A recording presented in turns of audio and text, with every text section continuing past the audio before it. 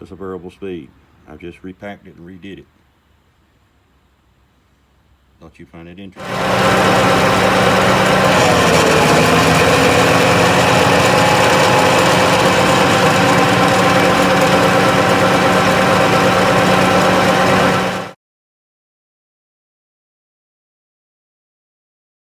On the other side.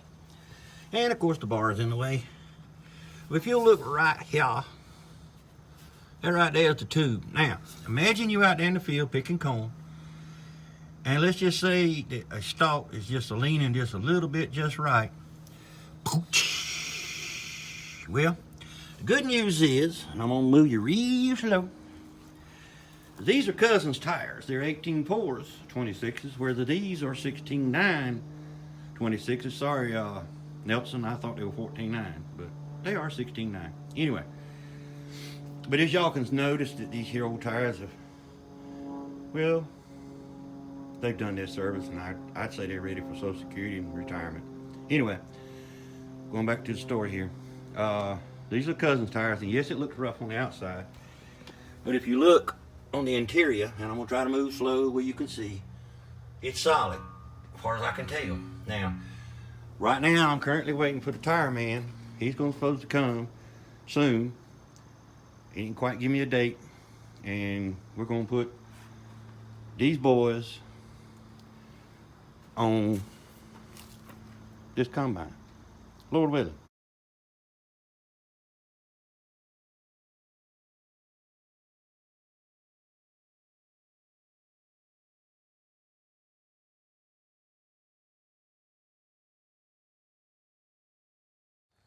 Hello everyone, Scott Small Farming here, Cousin Scotty, some of you know me.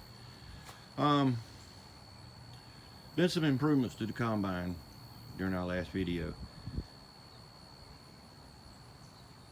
We had tire issues where the tube was poking through the tire. So we took Cousins tires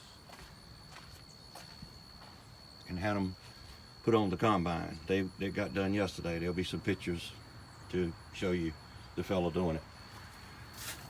These were 16.9s, 26s. They're now 18.4 26s. Another issue I found while I was working on the combine, waiting for the fellow to come do the tires, is the middle block there that was in there had gone bad, and it's down there under the shelter, so I'd have to bring that to let you see what it looked like. This one that's in front of you is an old block that I took sandpaper and sanded it down to where it would be tight. As you can see, it's tight. But I ordered some from a company on the eBay, online at the site of eBay, and I'll show you what their name is. So hold on just a minute. Abilene Machine. The address was Kansas, but evidently they have one there in Sumter, South Carolina, or Bishopville, South Carolina, excuse me. So I thought that any of y'all was in this local area could use parts or whatever, you might could contact as your number. Okay. I took the straw walkers out because they were full of stuff. Basically the crop residue. And found that this cog here was just spinning on the shaft, and this device here was not moving, was not doing anything. So at this time, we have again locked it in, shimmed it, and hopefully when we get it all back together, it'll do whatever its purpose was, and just maybe it won't fill up the straw walkers again. We'll see. Another issue I found was my unloading system. Pushed all the way back, it don't move around. I don't want it to move around. But when you come to here, let's see if I can get you, yeah, there you go.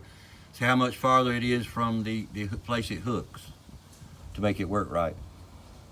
So I'm gonna come up with something to give it an extension so that it will maybe still unload, but for this not to continue spinning.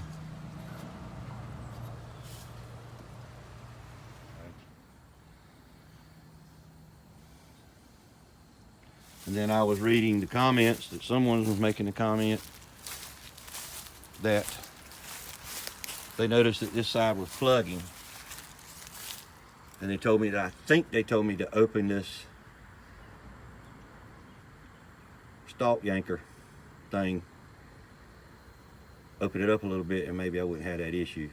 We're going to work on that too. I just want to try to get some of this stuff a little bit better condition if I can. Alrighty. I do have some videos of different things that I may add to this so you can kind of get an idea of what I'm talking about. I don't leave nobody in the dark, but I know sometimes I don't explain things as best in the world. And my apologies. Okay, hold on.